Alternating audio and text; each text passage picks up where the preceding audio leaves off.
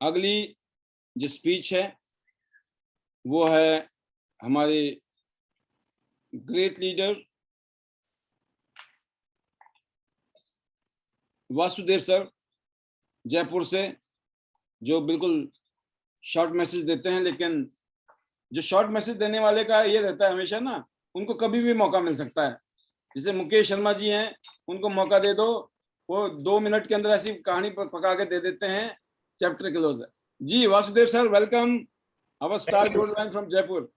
Thank you very much sir, thank you Paul sir, and really आपकी जो training है और सेशन जो होते हैं वो मतलब आई डोंट नो कि किन लोगों को कितना इफेक्ट करते हैं, बट मेरे को ऐसा लगता है कि ये पूरा सेशन है ना मेरे लिए हो रहा सुपर। है। एंड रियली अगर हम लोग को काम रेगुलर हम लोग करेंगे तो 100% सक्सेस हो जाएंगे।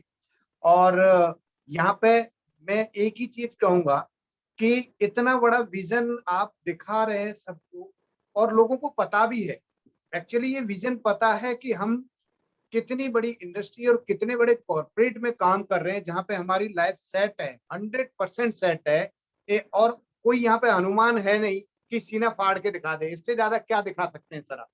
बिल्कुल पूरी चीज दिखा दी कि सब कुछ मिल रहा है, सब मिल रहा है, लेकिन काम करना पड़ेगा। अब उसके लिए सर एक्चुअली जैसे प्लान ए को ही लेके रखना पड़ेगा। और मैं इसको ये कहूंगा कि भैंस मारो और हाथी पालो। ये सर आपने मेरे को बताया था और मैंने उसको फॉलो किया, और उसकी वजह से काम बहुत तेजी से बढ़ रहा है। और ये जो मैसेज है मैं जरूर से बताऊंगा कि भैंस मारो और हाथी पालो, तो आप कभी भी घर में नहीं बैठ पाएंगे। इसलिए मैं एक शॉर्ट स्टोरी यहाँ पे नरेट करना चाहूंगा सर। जी। एक्चुअली एक गांव में एक किसान रहता था, बहुत गरीब था, खेत वेत थे, और एक उसके पास बूढ़ी सी भैंस थी और वो 1-1.5 किलो दूध देती थी। लेकिन वो किसान कुछ भी नहीं कर पाता था, और झोपड़ी मतलब बिल्कुल फटे हाल था वो। तो वहां से गुरु और चेला निकल रहे थे, गांव में बहुत बड़े बड़े मकान थे, वो कहीं नहीं रुके, और लास्ट में क्रॉस करने के बाद में गुरुजी ने बोला कि हम इस मकान इस झोपड़ी में रुकेंगे। तो चेले को बड़ा अटपटा लगा कि वहां पे खाना वाना बढ़िया मिलता, अच्छे अच्छे पकवान मिल सकते थे, लेकिन गुरुजी पता नहीं यहाँ क्यों आ गए। तो वहां जाके रुके, और वहां पे भैंस बंधी हुई थी, तो वो पानी लेके आए और मटके से ही वो पानी पिला रहे थे। पानी पीने के लिए गिलास भी अवेलेबल नहीं थे उस किसान के पास में। और वो वहां पे रुके, थोड़ा बोरा खाना खाया, और रात में जब सो रहे थे तो गुरुजी ने चेले को बोला कि तुम उठो। तो चेला उठा कि गुरुजी क्यों, सुबह चलेंगे? उन्होंने कहा नहीं, 3 बज रहे थे। और उन्होंने कहा कि ये भैंस को खोलो। और चेले ने भैंस को खोला, और वो दोनों भैंस को ले गए और पहाड़ी से धक्का मार के गिरा दिया, और दोनों चले गए। सुबह किसान उठा तो वो ढूंढने लगे, और सबको ढूंढ ढांड के बहुत पूरे दिन में ढूंढने के बाद में पता चला भैंस मर गई पहाड़ी से गिर के। लेकिन उनको पता नहीं चला कि ऐसा क्या हुआ, और वो निकल गए। किसान को क्या था कि अब कुछ नहीं, बस अब उसके पास भैंस थी नहीं, और वो चलता रहा काम। फिर करीब 10 साल बाद वही गुरु और चेला उसी गांव में से गए, और पूरे गांव को क्रॉस करके देखा तो उस झोपड़ी की जगह पे बहुत आलीशान कोठी, बहुत बड़ा बंगला बना हुआ है, और नौकर चाकर सब कुछ। और वहां गए तो नौकरों ने उनका वेलकम किया, और चांदी के गिलासों में पानी पिलाया और उनको रुकाया। तो वहां पे बहुत सारे लोग, जब पैसा आता है तो लोग भी आते हैं साथ में। पहले कोई नहीं था उस किसान के पास में, अभी बहुत सारे लोग वहां चौपाल बना के बैठे हुए थे। तो बातें चल रही थी, तो गुरुजी ने कहा कि भाई आपने पहचाना हमको? तो उन्होंने कहा नहीं गुरुजी, हमने तो नहीं पहचाना। कि 10 साल पहले तुम्हारी कोई भैंस थी तुम्हारे पास? कि हाँ भैंस तो थी। कि क्या हुआ उस भैंस का? कि सर वो भैंस तो मर गई, पता नहीं क्या, पहाड़ी से गिर के। तो फिर कि सर वो मर गई तो क्या हुआ? कुछ नहीं। कि वो आपको पता है वो भैंस किसने मारी थी? कि नहीं सर, पता ही नहीं हमें तो क्या हुआ। कि वो भैंस हमने मारी थी। कि सर आपने ऐसा क्यों किया?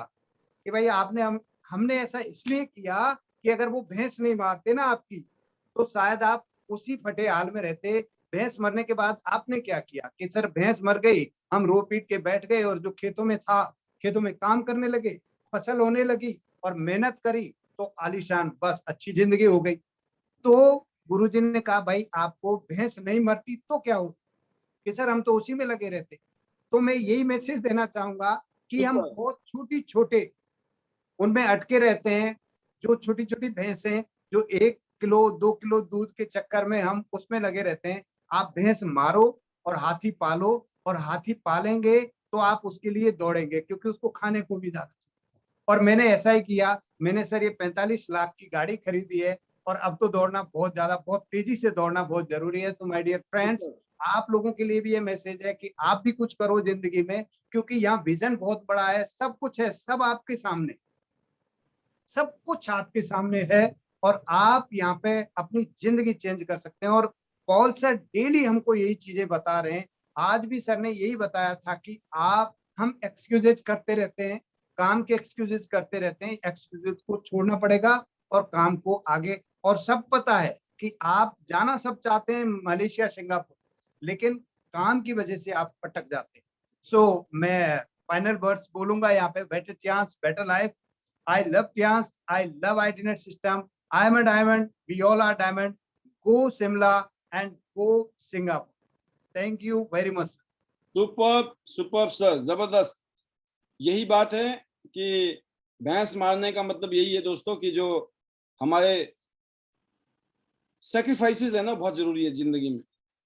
और सेक्रीफाइसेस के लिए डिसिप्लिन आना पड़ता है, डिसिप्लिन। जब एक फौजी मिलिट्री में जाता है ना, तो उसके बाद एक डिसिप्लिन आ जाता है। वो सेक्रीफाइस करता है, वो फैमिली से दूर, बच्चों से दूर, परिवार से दूर, क्योंकि उसने एक डिसीजन लिया मुझे सोल्जर बनना है। और सोल्जर का एक ही धर्म है कि उसको डिसिप्लिन के साथ जीना है, क्योंकि अगर डिसिप्लिन में फोर्स रहेगी तो ही हम सब सुरक्षित हैं। डिसिप्लिन खत्म तो सब कुछ खत्म।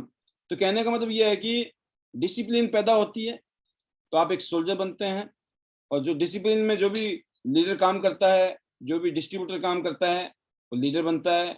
बाद में वो लाखों रुपए कमाता है, वो दुनिया भर की सैर करता है और एक शानदार जिंदगी जीता है।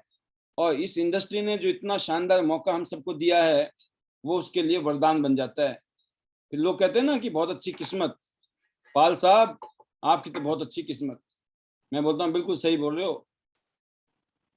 अगर आपने मेरे जैसा काम कर लिया तो आपकी भी बहुत अच्छी किस्मत हो जाएगी, इसमें कोई डाउट नहीं है। बट एक ही काम करना पड़ेगा, मेरी जैसी अच्छी किस्मत के लिए मेरी तरह काम करना पड़ेगा, बस। तो वही बात वासुदेव सर ने बोली विद एग्जाम्पल, बिल्कुल, कि वो भैंस नहीं मरती तो वो वैसे ही कट रही होती, ठीक है ना। तो आदमी कब काम करता है दोस्तों, जब उसकी स्थिति ना डू और डाई पे रहती है। कभी कभी हम कभी नहीं, ज्यादातर टाइम पे हम मजबूरी में काम करते हैं। अगर आप नौकरी पे जाते हैं तो क्यों जाते हैं, पता है अगले महीने तनख्वाह नहीं मिलेगी। अगर ये पता लग जाए ना अगले महीने तनख्वाह मिल जाएगी, तो महीने में हम 20 छुट्टी कर दें। क्यों, आज मेरी चाची आ गई है, मेरा ताया आ गया, मेरा फूफा आ गया, मेरा जीजा आ गया, है ना, मेरे को वहां जाना है, यहाँ जाना, आज मेरा मूड ठीक नहीं है, मेरी बीबी का मूड ठीक नहीं है, मेरी मम्मी का मूड ठीक नहीं है। 20 दिन तो ऐसे निकल जाएंगे, और 30 दिन बाद पता है तनख्वाह तो मिल जानी है। जैसे कि बदनाम भी है ना, मेरे को नहीं पता एग्जैक्ट में, आई मे बी राइट और रॉन्ग। सरकारी डिपार्टमेंट में भी ऐसे था ना पहले कि भाई साहब कुछ ना करो तनख्वाह तो मिल ही जानी है। लोग पूरे महीने कहीं तो ऐसे थे, हाजिरी लग जाती थी, तनख्वाह आ जाती थी। लेकिन अब वो तो खत्म हो गया। क्यों, अब मॉडर्न जमाना आ गया, डिजिटल का जमाना आ गया। जिन्होंने पूरी जिंदगी काम नहीं की थी ना, उनको आज की डेट में खूब करना पड़ रहा है। कहते भाई साहब पूरी जिंदगी ऐसे निकल गई थी, अब नहीं निकलेगी, वक्त बदल गया है। तो कहने के बाद समय के साथ बहुत कुछ बदला है ना। जैसे कोरोना आया, पेंडेमिक आया, तो करोड़ों लोगों की जिंदगी में नौकरी चली गई, काम धंधे डिस्टर्ब हो गए, खत्म ही हो गए कईयों के। क्यों, तो सेम चीज है, समय के साथ चीजें बदलती रहती हैं। इसलिए हमको क्या करना चाहिए, जब हम कूद ही गए हैं ना, तो फिर बढ़िया हाथ पैर मारने चाहिए। अगर हाथ पैर नहीं मारेंगे तो फिर डूबेंगे, ठीक है ना। Once again all the best sir, आपके लिए बहुत बहुत शुभकामनाएं। आप जल्दी से जल्दी डायरेक्टर बने, अब बहुत सारी सक्सेस, कामयाबी आपके कदम चूमे, ये हमारी दुआएं आपके लिए। Best wishes. बहुत अच्छी टीम के साथ आप लीड कर रहे हैं, बहुत अच्छी टीम के साथ, बहुत अच्छी फैमिली आपकी। एक आपने टियांस को फैमिली बिजनेस बना दिया है, नेटवर्क मार्केटिंग इंडस्ट्री को एक फैमिली बिजनेस में कन्वर्ट कर दिया है। मैं आपको रियल में अपने जैसा देखता हूँ, क्योंकि मेरे घर में खाते पीते सोते जागते उठते बैठते 24 घंटे 365 दिन टियांस का ही जादू है। टियांस होम है, राइट। तो क्योंकि टियांस ने ही सब कुछ दिया है, आज जो कुछ भी है बिकॉज ऑफ टियांस, तो व्हाई नॉट। हमारे तो भगवान ही यही है। क्यों, भगवान को किसने नहीं देखा है, लेकिन भगवान ने जरिया बनाया है ना, इसका मतलब भगवान ने यही रास्ता देना था। इसलिए मैं बोलता हूँ, मुझे ऐसा लगता है कि मैं जिंदगी भर इसी काम को करने के लिए पैदा हुआ इस दुनिया में। तो आपको भी ऐसे लगता होगा सर, और जिसको ऐसा लगेगा फिर अच्छी किस्मत हो जाएगी। All the best sir, thank you very much.